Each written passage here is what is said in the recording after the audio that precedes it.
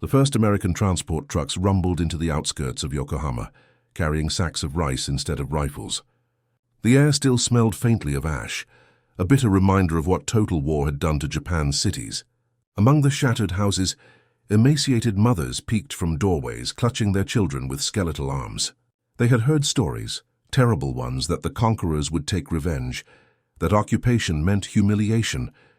But when the soldiers began unloading food crates marked U.S. Army relief supplies, their fear began to turn into disbelief. These men, whose bombers had reduced their world to rubble, were now feeding them. Some mothers wept silently, unsure whether to thank their former enemies or to distrust what seemed impossible. Mercy from victors.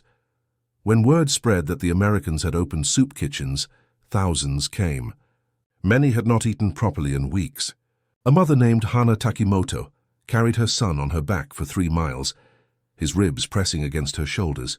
She expected the soldiers to demand something: obedience, work, perhaps a price. But the man at the front of the line simply ladled steaming broth into her tin bowl and nodded. "Eat," he said softly, his Japanese clumsy but sincere. Hana bowed so deeply her forehead brushed the ground. Around her, other women stared in silence as children devoured bread and soup, made by the very hands that once loaded bombs. It was an image that would have been unimaginable just months earlier, when the Empire still vowed never to surrender. The soldiers themselves were stunned by what they saw. Japan had been portrayed as a fanatical enemy, ready to fight to the death. Yet here were mothers who could barely stand, their faces hollow from hunger, bowing in gratitude to men in foreign uniforms. One American lieutenant wrote in his diary that the children reminded him of his own back home in Kansas, except these were quieter, disciplined even in misery. "They wait their turn without a sound," he noted, "and when we give them a biscuit they bow before eating it." The sight left many uneasy. They had come expecting hostility, maybe even sabotage. Instead, they found a nation too exhausted to hate. Behind the kindness, however, lay careful planning. General Douglas MacArthur had understood something most did not. Hunger could undo everything. If Japan starved, chaos would follow. Riots, disease, even the return of militarism. The supreme commander of Allied powers made a decision that shocked many of his own men. He would prioritize food over trophies. No looting of enemy stockpiles, no seizure of resources for America's gain. Instead, shipments of grain, fish, and medical supplies poured in. At first, some officers complained. They had fought brutal battles across the Pacific, losing friends on beaches with names like Tarawa and Okinawa, and now they were told to feed the people who cheered those defenders. But MacArthur's logic was cold and strategic. Feed them, and Japan could be rebuilt from its ruins, not left to rot into resentment. For the mothers, this shift was something close to a miracle. During the final year of the war, Japan's food system had collapsed entirely. U.S. submarines strangled imports, crops failed, and air raids destroyed warehouses. Families survived on boiled weeds and thin rice gruel. Children scavenged for potato peels behind army kitchens. The government's propaganda insisted that the emperor's spirit would sustain them, but even faith weakens when stomachs ache. When surrender came, Japan faced famine. Into that void stepped an occupying army that, by all expectations of history, should have taken rather than given. In small towns, American trucks became symbols of salvation. Soldiers handed out flour, condensed milk, even chewing gum, items that seemed luxuries from another universe. Some mothers began to call the soldiers pan no kami, the gods of bread. Others could not understand the logic of such compassion. One woman asked a translator, "Why do they give us food? Did we not kill their sons?" The translator had no answer. All he could say was, "Because they want peace."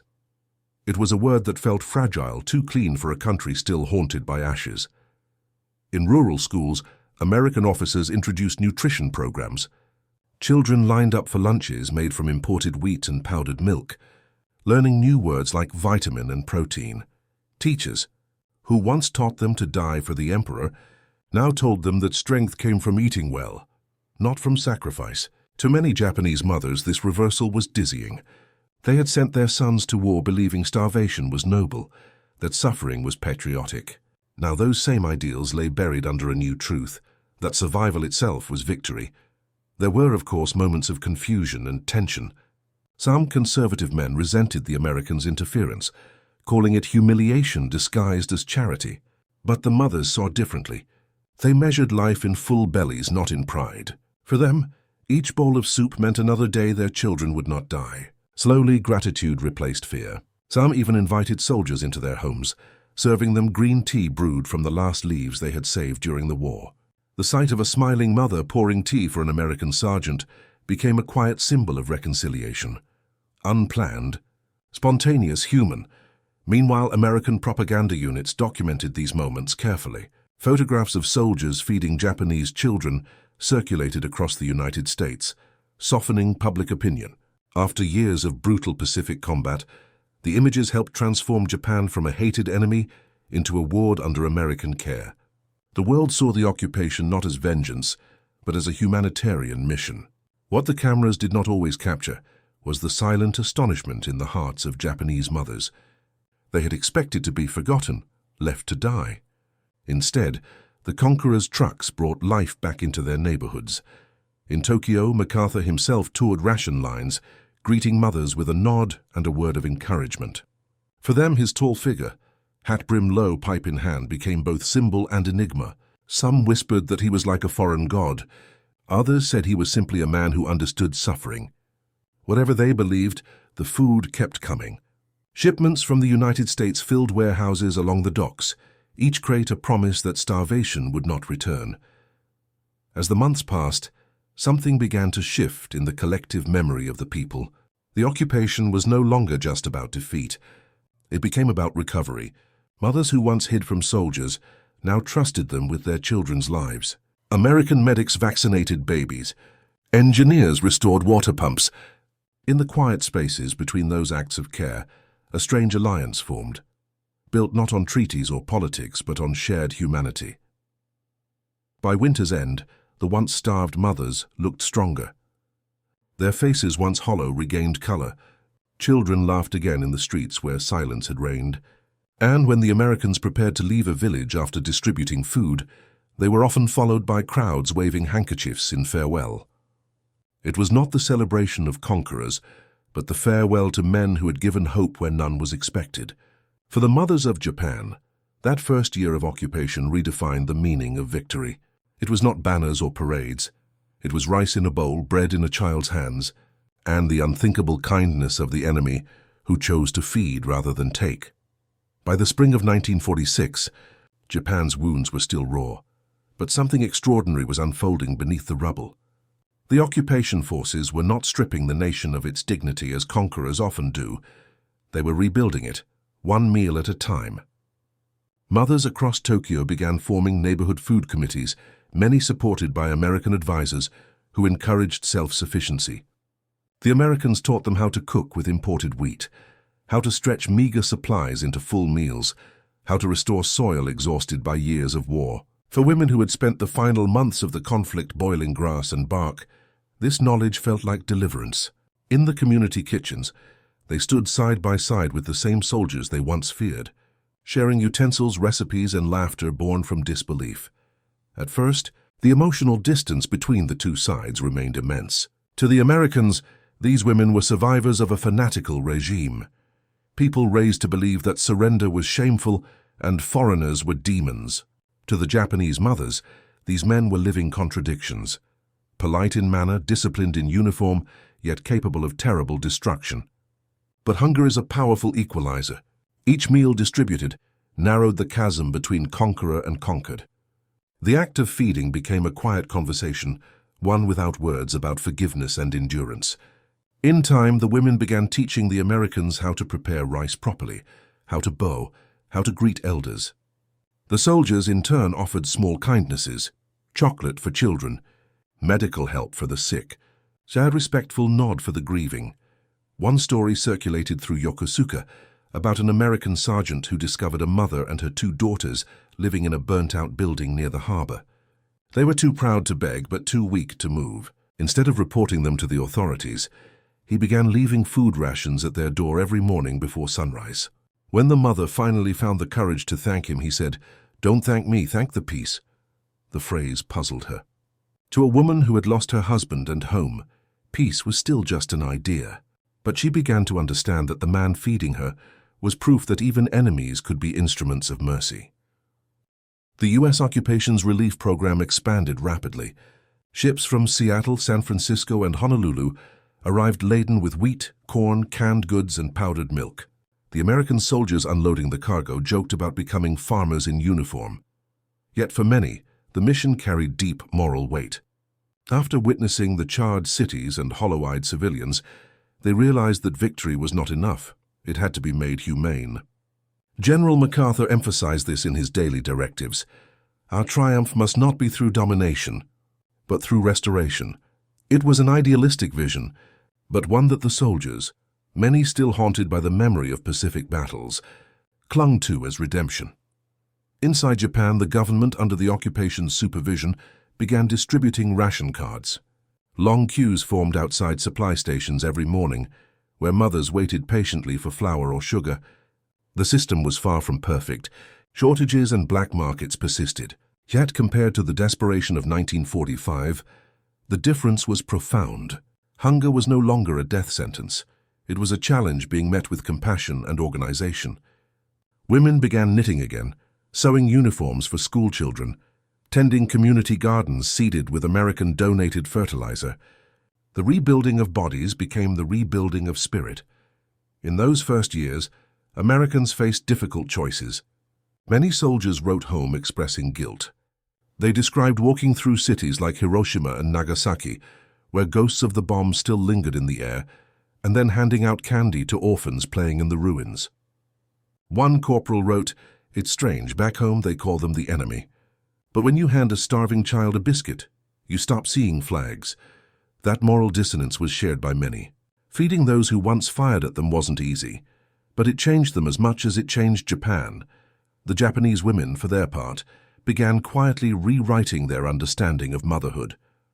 During the war, mothers had been told their sacred duty was to produce sons for the emperor, to send them into battle without tears.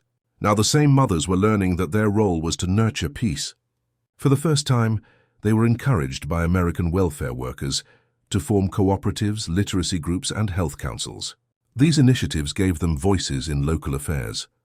A small revolution in a society where women had been sidelined for centuries. Food aid had started as relief, but it evolved into empowerment. One striking example came from a rural village near Sendai, where an American nutrition officer, named Lieutenant Helen Chambers, introduced a school meal program. She taught mothers how to prepare balanced lunches and encouraged them to share recipes with nearby villages. Within months, the community's child mortality rate dropped sharply. The mothers began calling her Harusan, blending her foreign name with their own warmth. When she left the village, they held a ceremony in her honor, offering rice cakes and origami cranes as gifts. For them, she was proof that compassion could cross oceans and languages. Meanwhile, in the United States, newspapers began publishing reports about Operation Starvation Relief, praising the occupation's humanitarian achievements. Public sentiment shifted dramatically. Where once Americans demanded retribution, now many spoke of rebuilding Japan as a model democracy. The photos of mothers feeding their children with US-supplied bread struck a chord in a world weary of bloodshed. It was a narrative of redemption, America as both destroyer and healer. Yet beneath the optimism lay quiet complexities. Not every encounter was gentle. Some Japanese still resented the occupation deeply, viewing the aid as a symbol of submission. There were whispers that the Americans were using food as a weapon of control, turning dependence into obedience. But even the most skeptical mothers could not deny the reality that the rice in their pots came from ships flying the stars and stripes. Over time, practicality triumphed over pride. Survival demanded gratitude. Cultural exchanges blossomed in unexpected places. American mess halls began serving miso soup alongside bacon and eggs. Japanese cooks taught soldiers how to make onigiri. Soldiers introduced them to coffee and peanut butter. These small gestures, seemingly trivial, stitched together the fragile fabric of trust. In some neighborhoods, local children began calling the American MPs Oji-san, uncle. The word carried no trace of fear anymore. It carried affection. By 1948, Japan's recovery had reached a turning point. Crops were improving, black markets shrinking, and malnutrition rates declining. The American occupation's policy of food first had stabilized a nation that could have easily descended into anarchy. The women who once trembled at the sight of a soldier now greeted them with nods of recognition. Markets reopened, fish returned to the stalls, and the grey post-war skies seemed a little lighter. Still, every bowl of rice carried a story, a memory of what hunger had done and of who had chosen to stop it. Many Japanese mothers kept ration cards as mementos, small paper reminders of when survival depended on foreign mercy. Some would later tell their children, "You are alive because the Americans fed us." For them, the occupation was not just politics or history. It was personal salvation measured in calories and kindness. In the end, the strange partnership between conqueror and conquered transformed Japan in ways neither side expected. The mothers who once taught their children to die for the emperor were now teaching them to live for peace.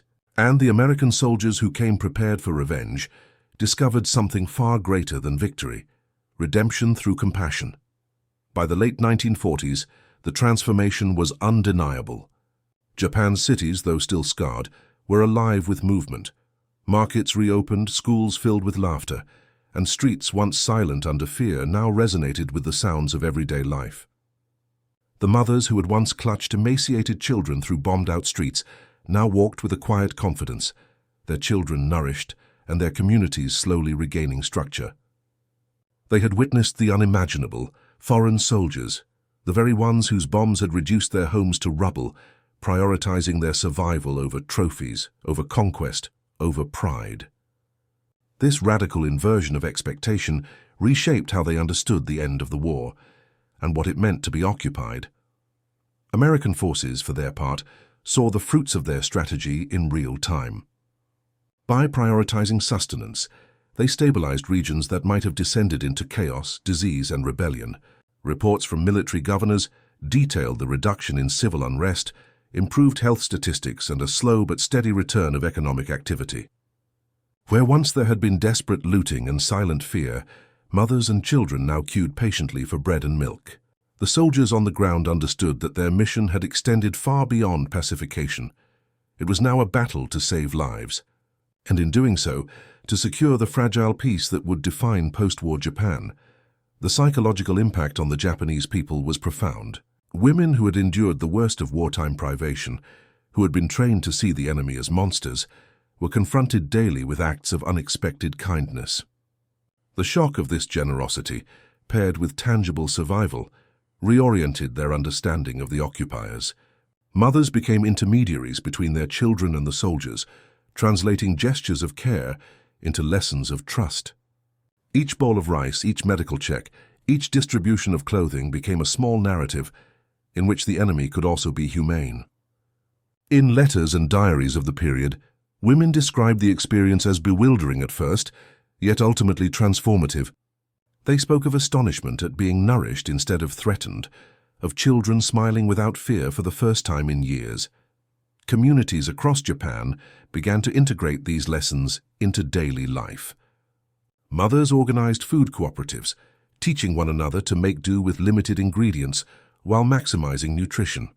Schools introduced balanced meals, often prepared with guidance from American nutritionists. Health and sanitation programs, run jointly by Japanese women and American advisors, helped reduce infant mortality rates dramatically. These efforts not only addressed immediate survival, but also sowed the seeds of modern social infrastructure. Mothers became educators and advocates, translating the lessons of occupation into tangible improvements for future generations. For the Americans, the occupation became a study in the power of soft control. By prioritizing the nourishment of women and children over symbolic triumph, they achieved something that sheer military might could not: a willing, if tentative, cooperation from a population that had once been considered fanatical and hostile. Soldiers observed with amazement as formerly wary mothers escorted them through villages, offering tea and gratitude instead of suspicion or defiance. Generals and officers began to emphasize that humanitarian logistics could be as decisive in shaping post-war outcomes as battlefield maneuvers. By feeding the defeated, the Americans had created allies where they might have expected enemies.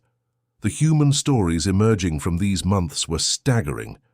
In Osaka, a mother named Keiko Murata recalled how an American sergeant brought her children chocolate and milk after a long day of ration distribution. "We expected only orders and punishment," she said years later. "Instead, they gave life. That day, I understood that war could end with mercy, not just surrender." In Hokkaido, mothers working in post-war reconstruction teams spoke of Americans who taught them how to operate small-scale bakeries and water purification systems, turning them into both caregivers and technicians. The practical knowledge they gained empowered women who had previously been limited by wartime ideology, giving them authority in the reconstruction of their society. Yet these changes were not instantaneous nor universal. Some areas resisted, clinging to nationalist sentiment and suspicion of foreigners. Still, the overarching trend was undeniable. When American forces made food and survival the primary currency of occupation, they reshaped the social and psychological landscape of an entire nation. Mothers became the frontline beneficiaries of this strategy, their children the evidence of its success. The act of prioritizing nourishment over trophies became, in effect, a weapon against the lingering militarism that had fueled Japan's previous ambitions. As the 1950s approached, the legacy of this approach extended beyond survival. The children who had eaten their first proper meals under occupation grew into citizens who remembered the kindness of the Americans more vividly than the fear of bombs. Women who had once believed that their power lay solely in sacrifice now understood agency through community and sustenance.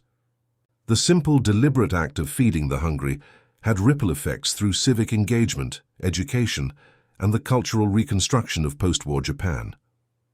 The mothers who had survived were not just caretakers, they were architects of a society rebuilding itself from ashes, guided by the unexpected lesson that compassion could be as strategic as any military operation. By the time the Americans withdrew from day-to-day administration, Japan was already on a path to recovery. The scars of war remained, but the narrative had shifted. In kitchens, schools, and hospitals, mothers told stories not only of destruction but of unexpected mercy. They recounted how soldiers placed food before politics, how compassion outweighed vengeance, and how a nation could be restored through acts as simple and profound as a hot meal. These stories endured, passed down through families, etched into the collective memory of a society reborn. In the quiet of their homes, mothers often reflected on the paradox of the occupation. The very people who had brought death and devastation had also delivered life. They marveled at the lesson embedded in those first months, that true strength was not measured in conquests or trophies, but in the capacity to restore, to nourish, and to build trust where fear had once reigned. And as the children they had saved grew into a new Japan, the mothers carried a single enduring truth. Survival was never just about food, but about the courage and humanity of those who chose to give it freely. The occupation's strategy had accomplished more than military control. It had rewritten the social contract between conqueror and conquered. Mothers who had feared the worst learned instead to hope. Children who had starved learned to play again. And a nation that had been brought to its knees discovered that the path to recovery often begins at the simplest and most human level. A meal, shared without conditions, offered with care, and received with trust. In the end, the mothers remembered not the trophies left behind, nor the flags raised in victory, but the quiet dignity of nourishment extended in the shadow of ruin, a lesson that would resonate across generations. Peace, they realized, was built one bowl at a time,